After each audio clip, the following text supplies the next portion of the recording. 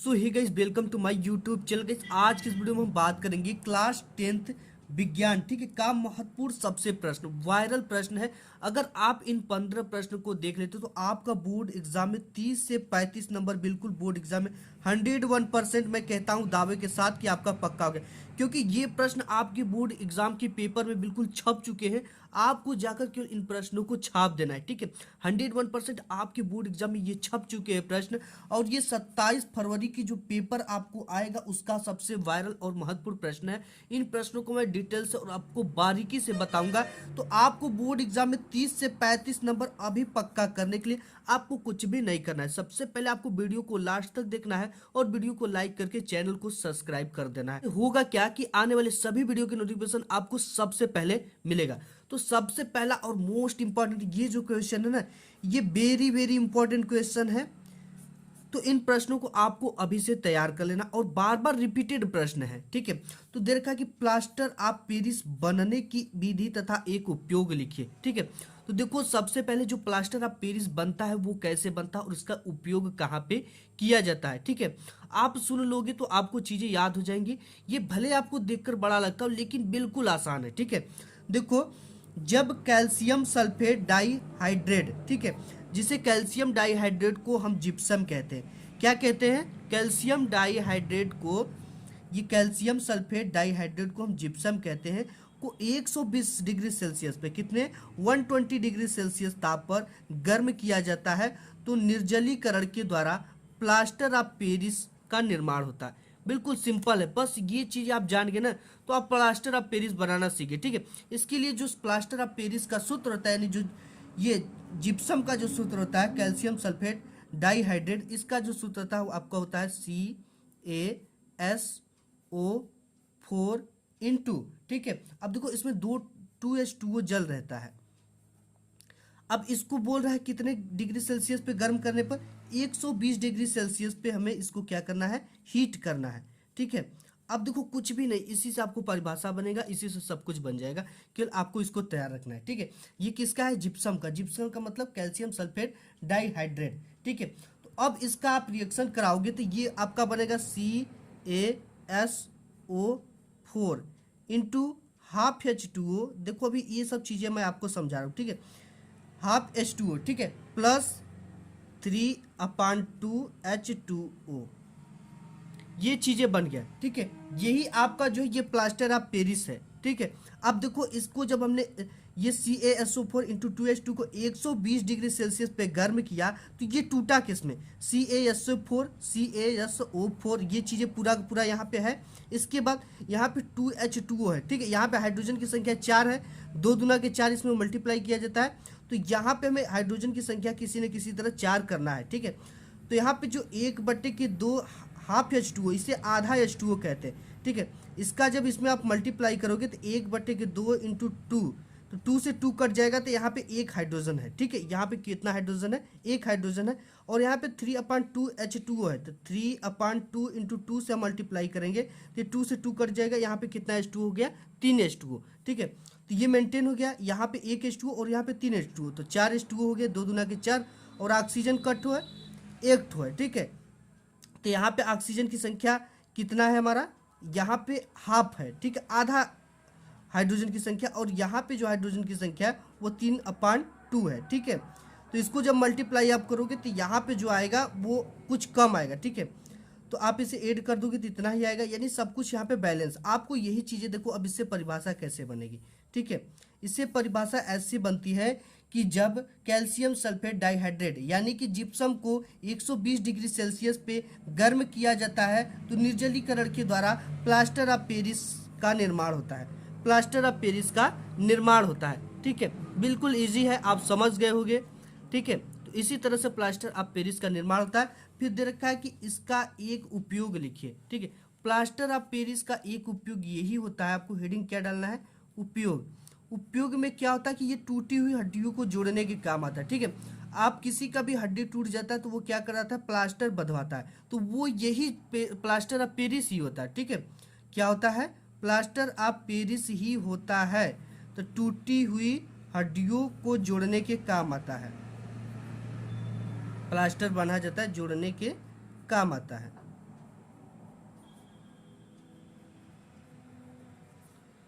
ठीक है, ये आपको उपयोग लिख देना। नेक्स्ट क्वेश्चन है कि विकर्ण संबंध पर संक्षिप्त टिप्पणी लिखिए। काफी इंपॉर्टेंट क्वेश्चन है, ये बोर्ड एग्जाम में आएगा आपके। ठीक है, तो आपको हेडिंग डालना है विकर्ण संबंध।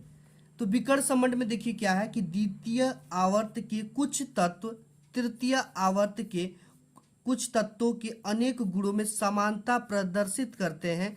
तत्वों में गुणों के इस प्रकार के संबंध को विकर्ण संबंध कहा जाता है। ठीक है, इसको एग्जाम्पल की सहायता से आप बिल्कुल इजी समझ जाओगे। तो सबसे पहले हमें द्वितीय आवर्त के कुछ तत्वों को लिखना है। ठीक है, ये मैं ट्रिक से आपको बताऊंगा कि कैसे आपको लिखना है द्वितीय आवर्त, और यहां पे तृतीय आवर्त हो गए।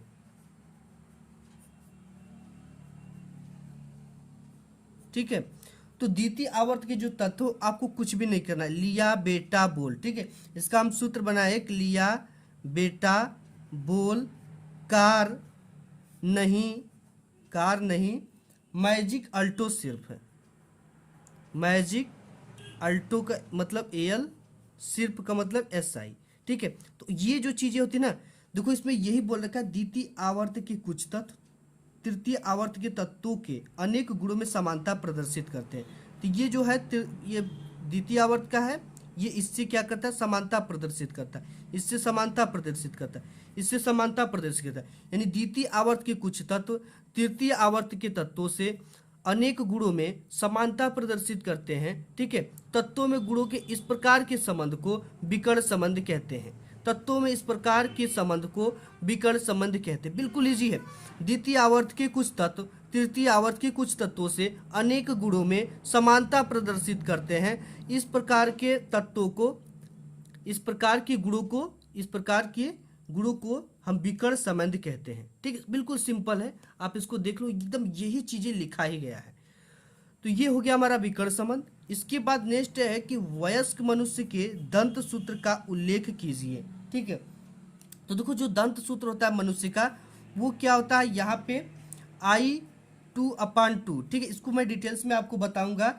इसके बाद C क्या है, 1/1। ठीक है, इसके बाद PM क्या है, इसे चवर्णक कहते हैं, 2/2। इसके बाद आपका M क्या है, M जो होगा वो 3/3 होगा। ठीक है, और टोटल आपका ये हो जाएगा, इसको कैसे जोड़ना है वो मैं आपको बता देता हूँ। 8/8 इंटू 2 बराबर आपका हो जाएगा टोटल 32। ठीक है, ये देखो कैसे हो रहा है। देखो यहाँ पे क्या है कि ये ऊपर के दांत है और ये नीचे के दांत है, ये ऊपर के दांत है और ये नीचे के दांत है। ठीक है, इसी तरह से ये भी ऊपर और ये भी नीचे, ये भी ऊपर और ये भी नीचे। तो दांत जो मनुष्य में पाए जाते हैं वो 4 प्रकार के पाए जाते हैं। देखो इसका सूत्र होता है। ठीक है, ये 2 को जोड़ोगे 2 1 3 3 2 5 3 8, तो यहाँ पे 8 लिखा गया, और इसी को भी जोड़ेंगे नीचे तो 8 है। ठीक है, 8 को जोड़ेंगे 16, और 16 दुना की क्या आ गया आपका, पूरा टोटल दांत मनुष्य में 32 होते हैं। आई जो है ये आपका होता है जो कि आपके फ्रंट पे पाया जाता है। ठीक है, इसे कृतनक कहते हैं। क्या कहते हैं, कृतनक। और जो आपका ये सी है, ठीक है, ये जो सी होता है ये रदनक होता है, मैं आपको बताऊंगा रदनक। और इसके बाद जो यम होता है, यम आपका अग्रचवर्णक होता है।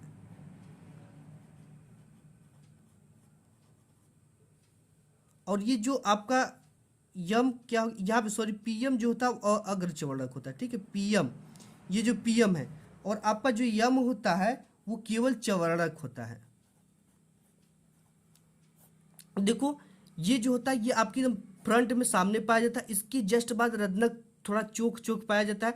इसके बाद अग्रचवर्णक जो थोड़ा चौड़ा पाया जाता है, और ये जो चौवर्णक होता है एकदम लास्ट में, तो चौड़ी दांत पाई जाती है, उसको चौवर्णक कहते हैं। ठीक है, और ये मनुष्य के दांत का सूत्र होगा, ये आपके बोर्ड एग्जाम में आ रहा है। ठीक है, आप इसको अभी से तैयार कर लो, क्योंकि आपके बोर्ड एग्जाम में 2 से 3 नंबर बिल्कुल पक्के हो जाएंगे। नेक्स्ट क्वेश्चन है कि कायिक जनन किसे कहते हैं।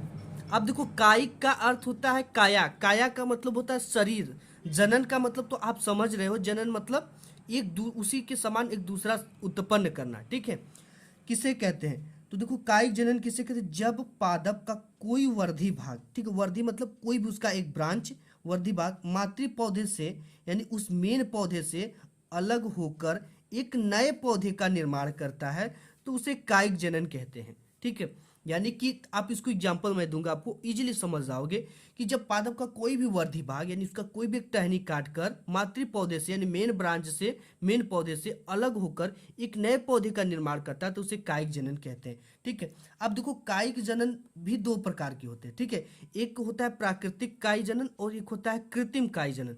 प्राकृतिक कायिक जनन में क्या होता है कि जैसे पत्तियों के द्वारा हो जाती है, कोई ऐसा एक पौधा होता है जो कि पत्तियों के द्वारा ही वो क्या कर देता है, अपने एक पौधे का निर्माण कर देता है। ठीक है, और कुछ जड़ों के द्वारा भी हो जाते हैं। और जो कृत्रिम कायिक जनन होते हैं, कृत्रिम कायिक जनन मतलब कि कलम लगाना हो गया, ठीक है, टहनी लगाना हो गया, तो ये जो चीज़ें होती है ये किसके अंतर्गत आते हैं, कृत्रिम कायिक जनन के। ठीक है, कृत्रिम कायिक जनन के अंतर्गत आपका आता है गुलाब, गुलाब का टहनी लगता है, अंगूर का टहनी लगता है, और आपका गुलाब हो गया, अंगूर हो गया, और मेहंदी का पौधा हो गया, संतरा हो गया, नींबू हो गया, केला हो गया, इत्यादि चीज़ें जो होती है ये क्या किसके अंतर्गत लगाई जाती है, कायिक जनन के। ठीक है, तो यहाँ पे संतरा, नींबू को भी, संतरा भी लगाते हैं हम, और नींबू का भी टहनी लगता है। तो ये जो चीज़ें होती है ये कृत्रिम कायिक जनन है। ठीक है, तो इन सब चीज़ों के द्वारा ये क्या होती है कि एक पौधे का इसको क्या करते हैं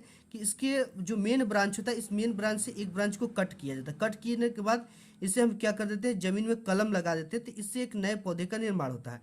ये बिल्कुल सेम मातृ पौधे के जैसा होता है। अब कायिक जनन के लाभ क्या है, ठीक है, लाभ भी आता है आपके बोर्ड एग्जाम में लिखने के। इस विधि से कम समय में अधिक पौधे तैयार किए जाते हैं। ठीक है, बिल्कुल कम समय में बहुत सारे टहनी को काट कर और लगा दो, सभी एक साथ तैयार हो जाते हैं। और जो नए पादप होते हैं मातृ पादप के समान होते हैं, जैसे उनकी जिससे वो अलग किए गए हैं उसी पौधे के समान होते हैं, उसमें वैसा ही फल आएगा, उस फल का स्वाद भी वैसा होगा, उसका आकार भी वैसा होगा, सब कुछ वैसे ही होगा, उसके फलने की तिथि समय भी वैसे ही होगा। ठीक है, इन पौधों में विभिन्नताएं नहीं होती है, बिल्कुल जो मातृ पौधे में विभिन्नता है वो उनकी में भी देखने को मिलेगी। ठीक है, इसके बाद है दूरदृष्टि दोष क्या है, इसे दूर करने के लिए किस लेंस का उपयोग किया जाता है। बिल्कुल इजी है, आप दूरदृष्टि दोष को कभी नहीं याद करोगे आज के बाद। ठीक है, दूरदृष्टि का मतलब होता है कि दूरदृष्टि दोष में ना आपको दूर की वस्तुएं तो स्पष्ट दिखाई देंगी लेकिन नजदीक की वस्तु स्पष्ट नहीं दिखाई देती है, उसे दूरदृष्टि दोष कहते हैं। अब देखो इसमें क्या है कि बोल रखा है कि किस लेंस का उपयोग करेंगे। ठीक है, निकट दृष्टि दोष और दूर दृष्टि दोष। अगर आपको कंफ्यूजन होता है याद करने में तो आज के बाद होगा भी नहीं। ठीक है, इसका सूत्र मैंने एक अपने से बनाया था, नादू। अब देखो ये नादू का मतलब क्या हो गया, ये हो गया आपका निकट दृष्टि दोष।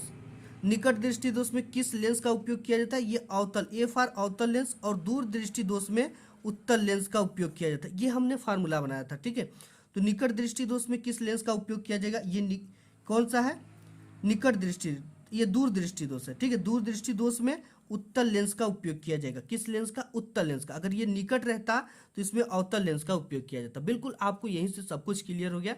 ठीक है, इसको लिखेंगे हम नहीं, ये आप समझ जाओ कि दूर दृष्टि दोष में दूर की वस्तु तो स्पष्ट दिखाई देती है पर नजदीक की वस्तु स्पष्ट नहीं दिखाई देती है, उसे दूर दृष्टि दोष कहते हैं। दूर दृष्टि दोष में दू का मतलब उत्तल लेंस का उपयोग किया जाता है। किस लेंस का, उत्तल लेंस का उपयोग किया जाता है। ठीक है, ये चीजें लिखना। नेक्स्ट क्वेश्चन आपका है कि ऐसी कौन सी धातु है जिन पर सरलता से जंग नहीं लगता है, कारण सहित स्पष्ट कीजिए। ठीक है, काफी इंपॉर्टेंट क्वेश्चन है।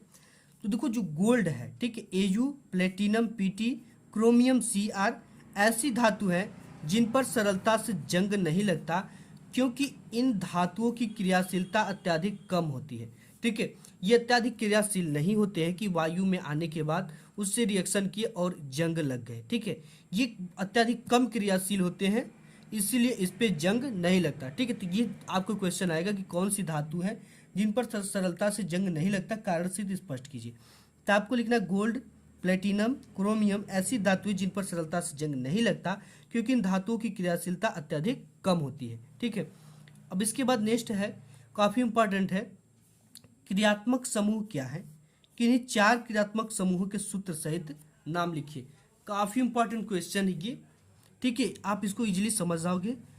परमाणुओं का वह समूह जो कार्बनिक यौगिक की अभिक्रियाशीलता बताते हैं तथा उनके गुणधर्मों को सुनिश्चित करते हैं क्रियात्मक समूह कहलाते हैं। ठीक है, जैसे देखो क्रियात्मक समूह में जो सबसे पहला क्रियात्मक समूह लेते हैं तो एल्कोहल है। अब देखो जो एल्कोहल है ना, तो इसमें इसको चीज से आप समझ जाओगे। एल्कोहल, एल्कोहल को आप कैसे जाने, ठीक है। तो देखो एल्कोहल का जो सूत्र होता है वो होता है OH, ठीक है। ये इनकी सिचुएशन को बताते हैं, अभिक्रियाशीलता को बताते हैं और उनके गुणधर्म को सुनिश्चित करते हैं। तो एल्कोहल OH हो गया क्रियात्मक समूह। अब उसके बाद एल्डिहाइड है, ठीक है। एल्डिहाइड ये इस तरह से बनेगा,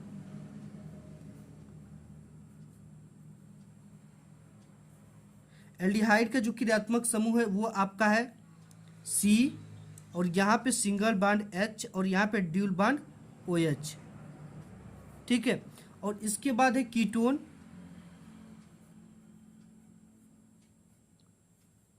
कीटोन का तो आप जानते ही होंगे, ये है C और इस तरह से C और यहाँ पे डबल बॉन्ड O। और इसके बाद है कार्बोक्सिलिक अम्ल, ठीक है, कार्बोक्सिलिक अम्ल।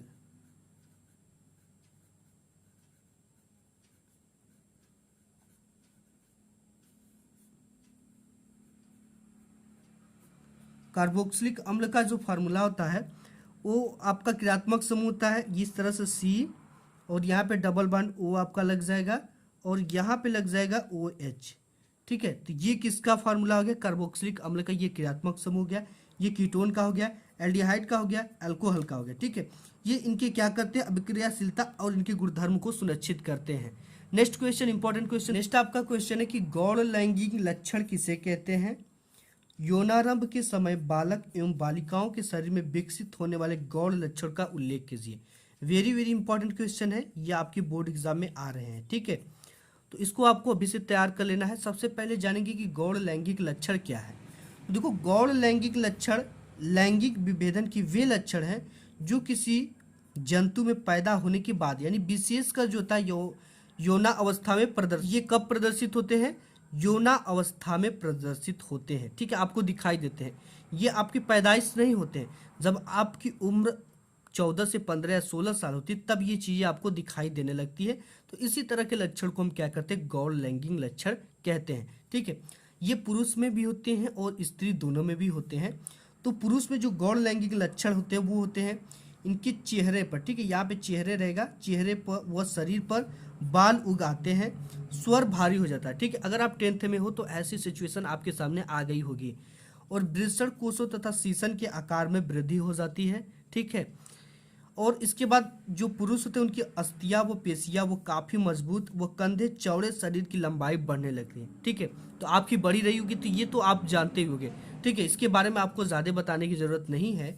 और इसके बाद स्त्री के द्वितीय गौण लैंगिक लक्षण, ठीक है, ये होता है कि बाह्य जननांगों तथा स्तनों का विकास प्रारंभ हो जाता है, श्रोणि मेखला तथा नितंब चौड़े हो जाते हैं, स्वर मधुर व तीव्र हो जाते हैं, ठीक है।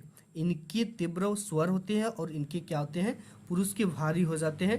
तो ये इनके कुछ लक्षण है, आपको इनको तैयार कर लेना है, ये आपके बोर्ड एग्जाम में 4 नंबर के आते हैं, ठीक है। नेक्स्ट क्वेश्चन देख लेते हैं। नेक्स्ट क्वेश्चन है कि प्रकाशी केंद्र से आप क्या समझते हो। काफी इंपॉर्टेंट क्वेश्चन है, बोर्ड एग्जाम में 101% आएंगे। तो देखो प्रत्येक लेंस के लिए उसके मुख्य अक्ष पर स्थित एक ऐसा बिंदु जिनमें से गुजरने वाली प्रकाश की किरण बिना विचलित हुए सीधे निकल जाती है, वह बिंदु लेंस का प्रकाशीय केंद्र कहा जाता है, ठीक है। जैसे कि यहाँ पे बोल रहा है कि क्या होता है, एक मान लेते हैं ये एक क्या है, लेंस है। अब यहाँ से एक हमें क्या करना, प्रकाश की किरण डालना है, ये इसके प्रकाशीय केंद्र से होकर सीधे निकल जाती है बिना विचलित हुए। तो ये जो बिंदु है ना, ये लेंस का क्या कहलाता है, प्रकाशीय केंद्र कहलाता है। यही चीज कह रहा है प्रत्येक लेंस के लिए ये उसका क्या है, मुख्य अक्ष। मुख्य अक्ष पर स्थित एक ऐसा बिंदु जिनमें से गुजरने वाली प्रकाश की किरण, जिससे होकर गुजरने वाली प्रकाश की किरण बिना विचलित हुए, यानी न कहीं इधर गई, न कहीं इधर गई, न कहीं इधर गई, न कहीं इधर गई, तो इसको कहेंगे बिना विचलित हुए सीधे निकल जाती है, वह बिंदु इस लेंस का क्या कहलाएगी, प्रकाशीय केंद्र कहलाती। बिल्कुल इजी परिभाषा है। देखो यही चीज है कि प्रत्येक लेंस के लिए उसके मुख्य अक्ष पर स्थित एक ऐसा बिंदु, ये क्या होता है, ये मुख्य अक्ष होता है, ठीक है, पे स्थित एक ऐसा बिंदु जिससे होकर जाने वाली प्रकाश बिना विचलित हुए सीधे निकल जाती है, ठीक है। कैसे निकलती, सीधे निकल जाती है, वह बिंदु, ये जो बिंदु है जहां से निकल कर गई है, लेंस का प्रकाशीय केंद्र कहा जाता है, ठीक है। इस चीज को आप समझ गए। नेक्स्ट क्वेश्चन है कि मानव नेत्र की समंजन क्षमता का क्या अर्थ है। बिल्कुल इंपॉर्टेंट है और ये तड़कता भड़कता लेटेस्ट क्वेश्चन है। तो देखो इसको इजी बिल्कुल समझ जाओगे आप, अपने शब्दों में इसको समझो, ये जीवन भर आपको याद रहेगा, ठीक है। अब आपकी कभी भी मानव समंजन क्षमता याद करने की जरूरत नहीं पड़ेगी, ठीक है, आज के बाद। देखो जब नेत्र किसी दूरस्थ वस्तु को देखता है तो वो मांसपेशियां ढीली रहती है, और जब समीप की वस्तु को देखता है तो मांसपेशियां सिकुड़कर वक्रता त्रिज्याओं को छोटा कर देती, क्या कर देती है, छोटा कर देती है। नेत्र की फोकस दूरी परिवर्तित करने की क्षमता को ही नेत्र का समंजन क्षमता कहते हैं। देखो इसको समझो आप कैसे कहते हैं। जब हमारा आंख, ठीक है, हमारी नेत्र जो है वो किसी दूर की वस्तु को देखता है तो क्या करता है, उस पर ज्यादा फोकस नहीं देना पड़ता, ठीक है। जैसे अगर आपकी आंखों के सामने एक बल्ब जला दिया जाए और आपको उस पर देखने के लिए बोला जाए, ठीक है, तो ये बल्ब क्या करेगा कि आप अगर बल्ब को देखोगे ना तो आपकी आंख बंद होने होने होगी, ठीक है। तो इस समय क्या होती है, जब बल्ब जला होता है तो आपकी वक्रता त्रिज्या आंखों की छोटी हो जाती है। ये आंख में ये क्रिया जो होती है ऑटोमेटिक होती है, उसे छोटी कर देगी, और जैसे ये बल्ब बंद होगा आप दूर तक देख पाओगे और बिल्कुल बिना मेहनत के देख पाते हो, ठीक है। तो इस समय क्या होती है, वक्रता त्रिज्या को आंख क्या कर देता है, बड़ा कर देता है, ठीक है। तो ये जो नेत्र होता है इसमें स्वयं परिवर्तित होता है, ये आप परिवर्तित नहीं कर रहे हो। तो यही चीज है जो ये छोटा बड़ा कर रहा है ना, इसी को हम नेत्र की समंजन क्षमता कहते हैं, ठीक है। यही चीजें कर रहा है कि नेत्र की फोकस दूरी परिवर्तित करने की क्षमता को ही नेत्र का समंजन क्षमता कहते हैं। यानी जब भी कोई दूर की वस्तु को नेत्र देखेगा तो क्या होगी, उस समय मांसपेशियां ढीली रहती है, ठीक है, और उसकी वक्रता त्रिज्या बड़ी होती है। और जब किसी समीप की वस्तु को देखता है तो उस समय मांसपेशियां क्या होती है, सिकुड़ जाती है, सिकुड़ कर वक्रता त्रिज्या को भी क्या कर देती है, छोटा कर देती है। तो ये नेत्र की फोकस दूरी परिवर्तित करने की क्षमता को ही नेत्र का समंजन क्षमता कहते हैं। नेक्स्ट क्वेश्चन देख लेते हैं। नेक्स्ट क्वेश्चन है आपका न्यूमेरिकल है, जो कि आपके बोर्ड एग्जाम में आएगा, ठीक है। 1 से 2 नंबर का निश्चित ऐसा क्वेश्चन आता है कि एक चालक पर सामान्य अवस्था में 5 इलेक्ट्रॉन अधिक है, चालक पर आवेश की मात्रा होगी, ठीक है। तो n बराबर इलेक्ट्रॉनों की संख्या 5 दे दिया है और आवेश की मात्रा पूछ रहा है, यानी q बराबर क्वेश्चन मार्क, ठीक है। तो हम q बराबर जानते हैं, सूत्र होता है Ne, q बराबर जो सूत्र होता है Ne होता है। यहाँ पे n की वैल्यू तो हमें पता है, e की वैल्यू हमें पता करना है। e की जो वैल्यू होती है, इलेक्ट्रॉन पे आवेश होता है 1.6 × 10⁻⁻19 गुलाम होता है, ठीक है। इस चीज को आपको पता रखना है, ये चीजें दे भी देता है पेपर में हिंट्स के लिए। इस चीज को आप जान गए तो q बराबर Ne, ठीक है। n की वैल्यू कितना है 5 इंटू इलेक्ट्रॉन की वैल्यू कितना होती है 1.6 × 10⁻⁻19 गुलाम। अब इसका सिंपली क्या करना है, मल्टीप्लाई कर देना है। q बराबर आपका है जगह 16 × 25 80 यानी 8.0, ठीक है। आप 1.6 का 5 में मल्टीप्लाई करोगे तो इतना आएगा, इंटू 10⁻⁻19। ये आपको समझने में कोई प्रॉब्लम नहीं होगी, ठीक है। 16 × 25 80 यहाँ पे हो गया, पॉइंट में होता है तो एक इसके बाद एक दशमलव लगा दिया जाता है, तो ये इसका आंसर आ जाएगा, ठीक है। और यहाँ पे ये क्या है, इसका मात्रक आप जानते हो ये क्या है, आवेश, आवेश का मात्रक गुलाम होता है, ठीक। तो आपको यहाँ पे गुलाम लिख देना है, मात्रक जरूर लिखिएगा। इसको ब्लैक पेन से इस तरह से करने के बाद आपको फाइनली यहाँ पे आंसर लिख देना है, ठीक है। इसके बाद है कि एक तार के सिरों का विभवांतर V की वैल्यू दे रखा 1.5 वोल्ट है, इसमें धारा प्रवाहित होने पर 20 सेकेंड टाइम दे दिया है, 20 सेकेंड में 15 जूल ऊर्जा, ठीक है, W की वैल्यू दे दिया, उत्पन्न होती प्रवाहित धारा का मान ज्ञात कीजिए। इसमें क्या क्या दे रखा है, ये विभवांतर V बराबर दे रखा 1.5 वोल्ट, ठीक है, वोल्ट दे रखा है। और इसके बाद क्या दे रखा है, टाइम दे रखा है 20 सेकेंड, 20 सेकंड, ठीक है। इसके बाद क्या दे रखा है, यहाँ पे ये दे रखा 15 जूल, ठीक है। W का वैल्यू कितना दे रखा है 15 जूल। और क्या दे रखा है इसमें, बस इतना चीज दे रखा है। हमें क्या ज्ञात करना है, प्रवाहित धारा I बराबर क्वेश्चन मार्क, ठीक है, ये ज्ञात करना है। हम जानते हैं कि V बराबर होता है W/Q, ये चीजें आप भी जानते होंगे कि V बराबर W/Q है। तो हमें सबसे पहले यहाँ पे हमें Q की वैल्यू निकालना, ठीक है। ये धारा की वैल्यू पूछ रहा है तो I बराबर होता है आपका Q/T, I बराबर होगा Q/T। तो जब तक मुझे Q नहीं पता रहेगा तब तक हम I को नहीं निकाल पाएंगे, ठीक है। तो सबसे पहले हमें क्या निकालना पड़ेगा, यहाँ से Q निकालना पड़ेगा। Q निकालने के लिए हमें क्या करना पड़ेगा, ये जो Q है, ठीक है, इस पर आएगा तो मल्टीप्लाई में होता है Q इंटू V बराबर W हो जाएगा।